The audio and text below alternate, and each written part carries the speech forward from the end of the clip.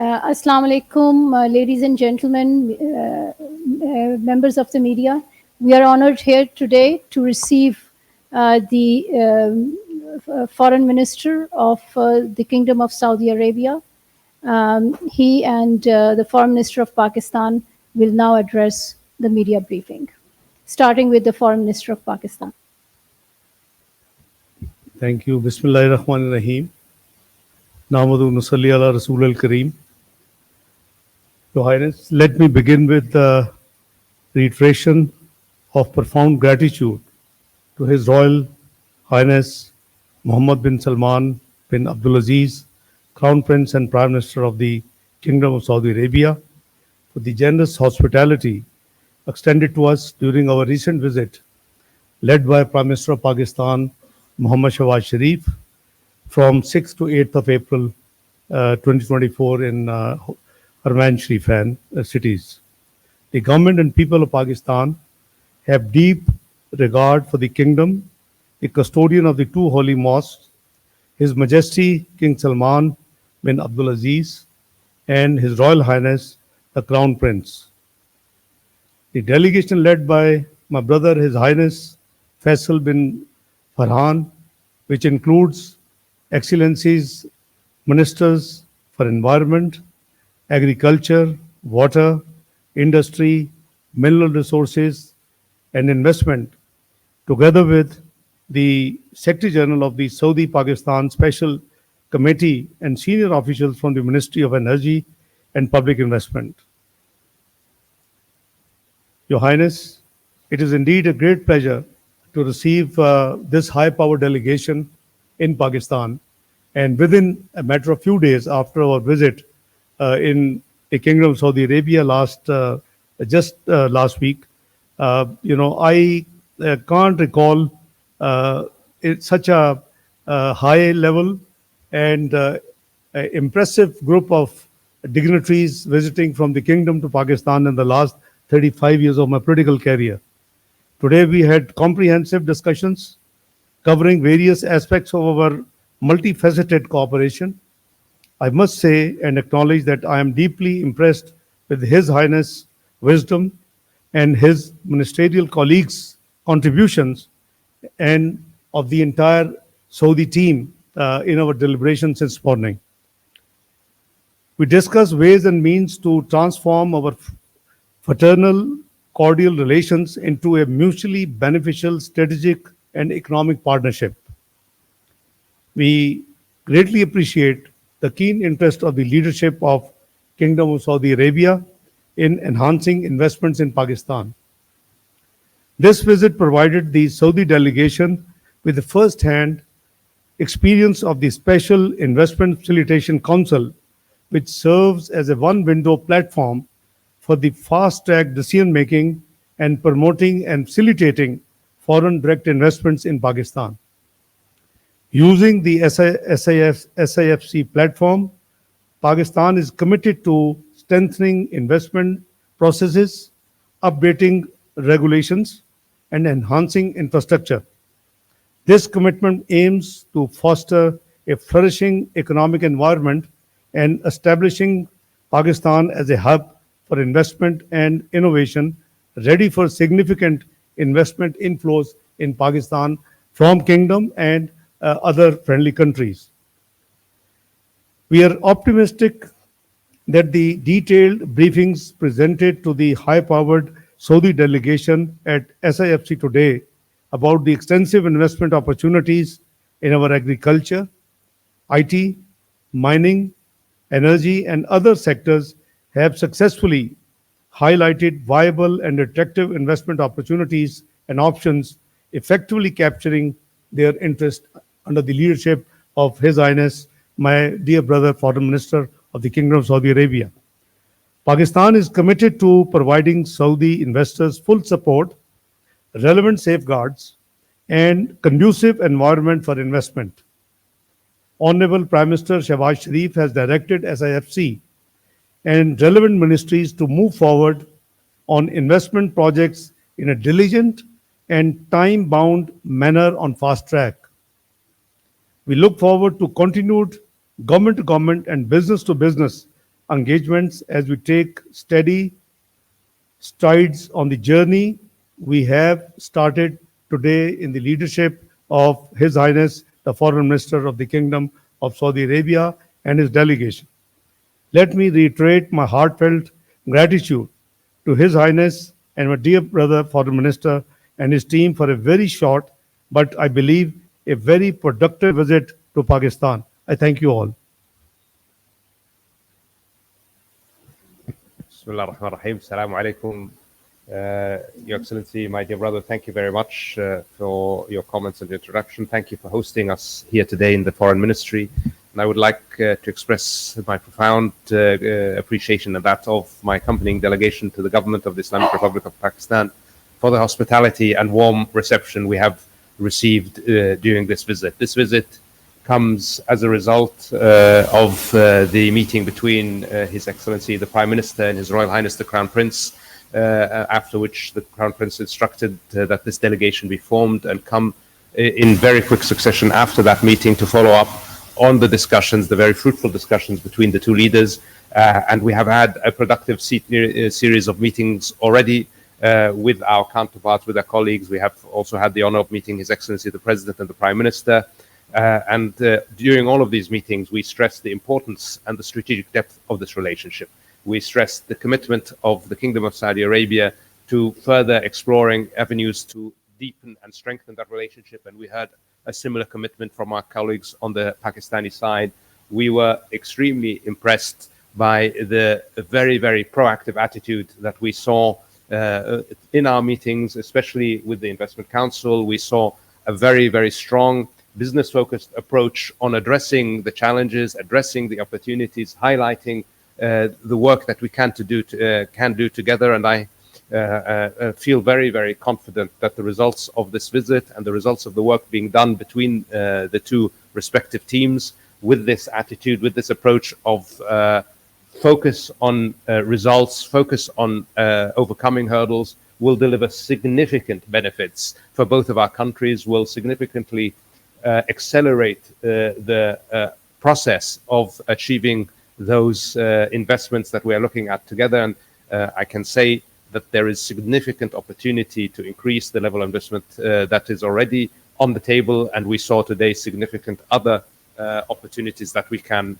pursue. So I think this is a very, very positive visit from our perspective, at least. And the engagement that we have had so far lays the groundwork for significant and important work to be done in the next few months in order to achieve all of the potential that exists. And, we believe in the Kingdom of Saudi Arabia very strongly in the potential that Pakistan holds, especially in the economic development side. There is a lot of untapped potential that is clear to everyone. It just needs to be tapped. And here, working together, we will do what we can with our colleagues in the government of Pakistan to make that happen. So again, very, very grateful for all of the hard work that went into making this visit happen, and the support we've gotten from our Pakistani colleagues, the insights into these excellent opportunities, into the excellent investments that could potentially come forward. I'm also grateful for the conversation that I just had with my colleague,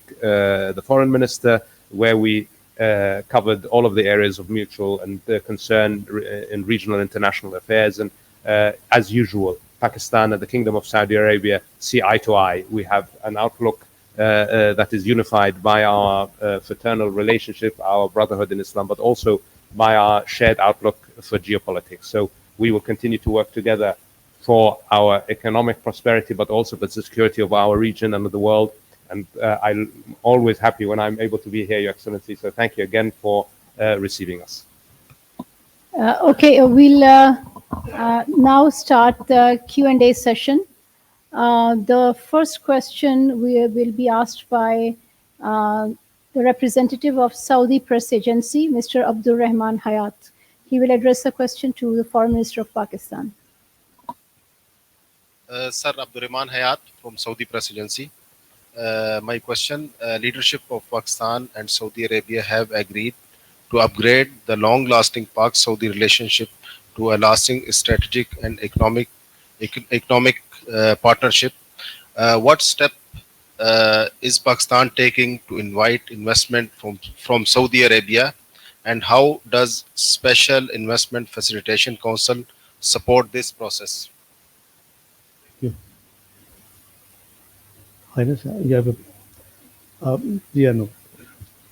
Thank you. Let me, my friend, explain to you that last 16 months of the government, which ended August 9th, 2023, we had created two things, if you recall, both through Act of Parliament.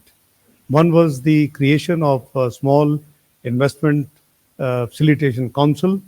It is through an Act of Parliament, and it has been placed in the overall law for Board of Investment to promote and to attract investment in Pakistan.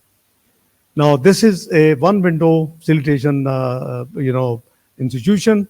So people and the foreign investors, particularly government-to-government investment, should, people involved, the dignitaries involved should not go pillar to post, and couple of dozens permissions and NOCs. They should be all available under one window and under one, facilitation arrangement. We also created, if you recall, Pakistan Sovereign Wealth Fund, before we left government in August 2023, and that was again through an Act of Parliament.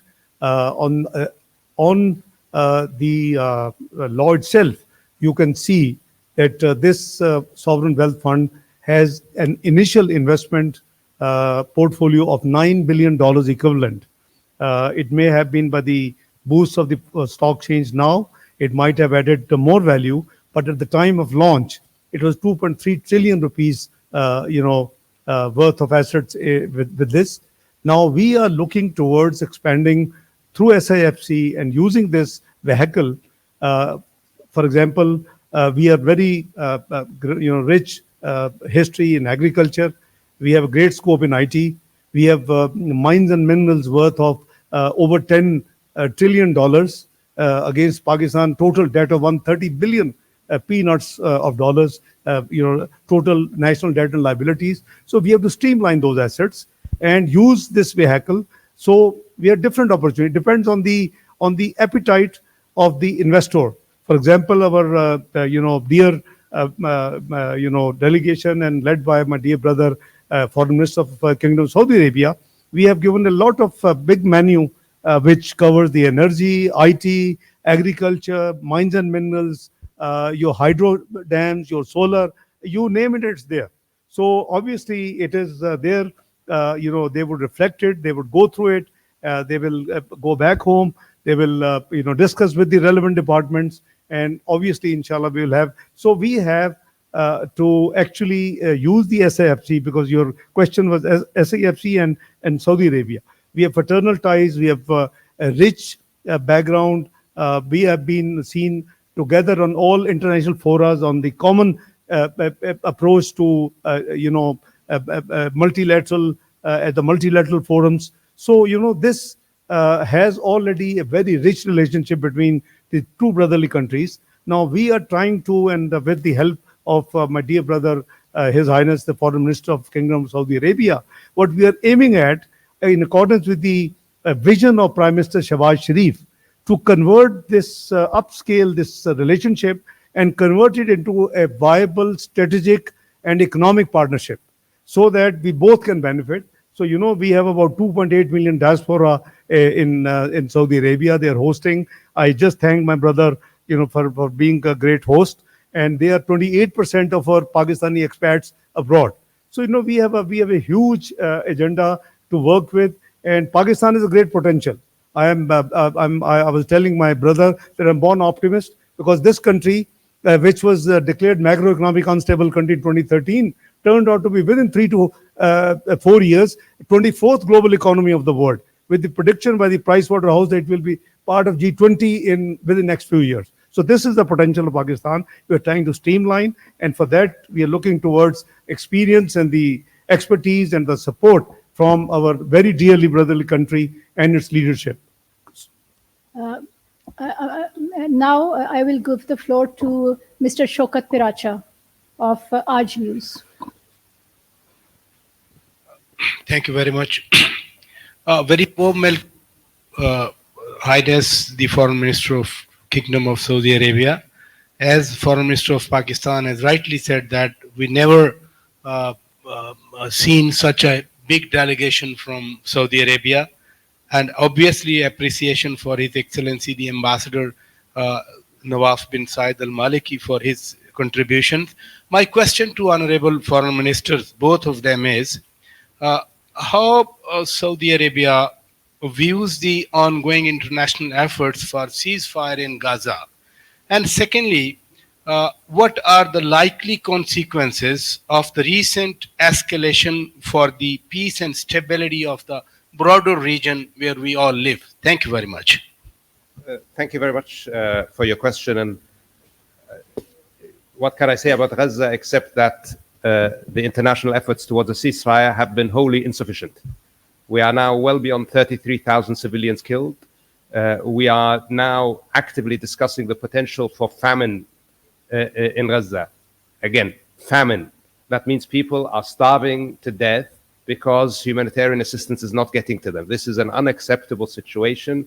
It is a complete failure of the international system and the systems of international law and governance to live up to their responsibilities. We must have a ceasefire now, and we must have access to humanitarian aid immediately. There is no justification for the restriction of humanitarian aid in entering Gaza.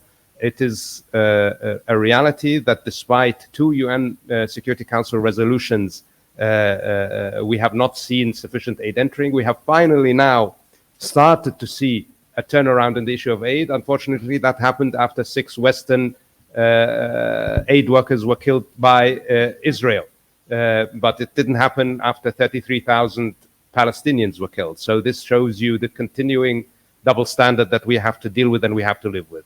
The reality is the international community is not living up to its responsibility. We must do more to end the killing. We must do more to end the suffering of the people of Gaza.